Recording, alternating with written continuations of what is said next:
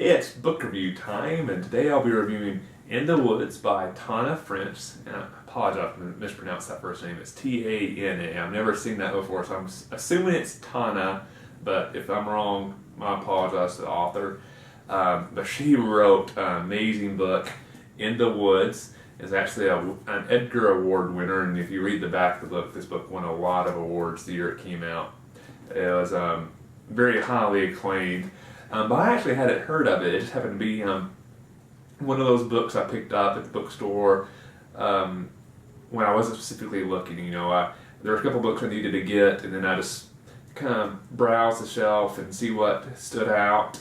And the title kind of caught my eye. Picked it up, read the back. Well, this sounds interesting. It's not quite the type of book I normally read, so that could be a nice change up. Looks like it's won some awards. Must be pretty good. Let me just try it out. Boy, am I glad I did. And to me, that's one reason why I love books. Now, I really don't buy books online much. To me, it's really hard to discover a great book that you didn't know about online. Usually, you go online, you're looking for a specific book, like, ooh, I want to get this book by this author. You buy it, and then you're done. The great thing about brick and mortar bookstores, when you go in there, you just browse the shelves and you find a book you'd never heard of until you saw it on the shelf, and it turns out to be an amazing book that you got just because you went in that store. And I don't think you get that quite as much online. I know every once in a while you'll get the little recommendations about the book buying sites, but to me it's, even then it's recommending books based similar on that one. Like I said, this one's the type of book I normally wouldn't read. This would never have been a book I would have got as a recommendation based on what my other buying habits would be on a website. So that's my little passion appeal to go shop at bookstores. It's okay to buy some online, but support your local bookstores, independent bookstores, especially if you can. Not an independent store, shop your big box. I know I shop a lot at Books A Million, as well as a couple of local independent stores. But In the Woods, back to the book. Sorry for that little mini rant off topic.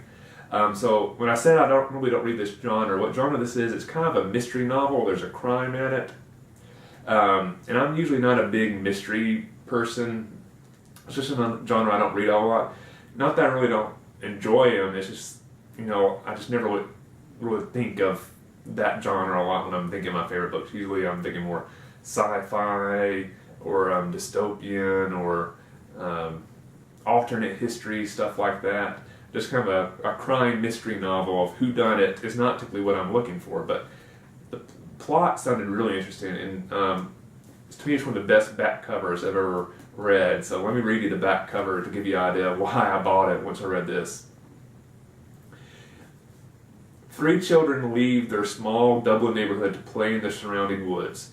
An hour later, their mother's calls go unanswered. When the police arrive, they find only one of the children gripping a tree trunk in terror, wearing blood-filled sneakers and unable to recall a single detail of the previous hours.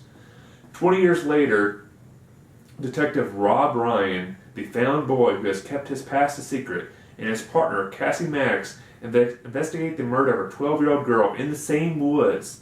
Now, with only snippets of long-buried memories to guide him, Ryan has a chance to uncover both the mystery of the case before him and that of his own shadowy past.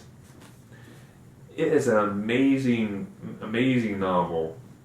The characters are so well developed, and that's the thing why I love this book so much.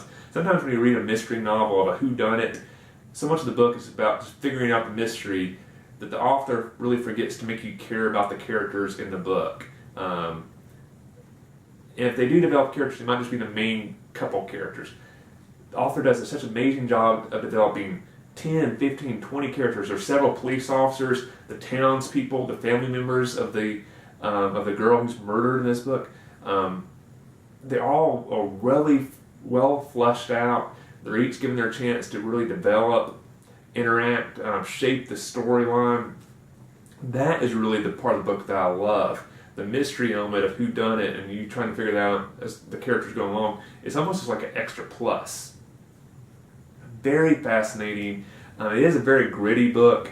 I could easily see this being a movie. To me, it kind of reminded me a little bit of when I was reading it. It kind of reminded me of the town it was set in and the police work that was involved and the who done it and searching. A little bit of the movie Girl with the Dragon Tattoo. Now, a lot of the storyline elements don't match up, But both of those are kind of setting small towns, the isolation, the detectives dealing with relationship issues between all the people involved. There's a family shaped by the tragedy, similar to both books. So that's what kind of reminded me. I think this could make a great movie. But if you've never read this, check it out. It's a great novel. If you normally don't get into mystery whodunit type novels, there's enough here storyline wise that even if you don't enjoy the mystery element, you'll still love this book. But I think you will enjoy the mystery element because it's really good. So In the Woods by Tana French. Read it. I think you'll enjoy it. And if you have read it, let me know what you think in the comment section below. I'd love to hear your feedback if you love the book as much as I did. So I hope you enjoyed this review. Remember to like, comment, favorite, all that great stuff. Subscribe to WeReadBooks if you haven't before. Check out all our old videos.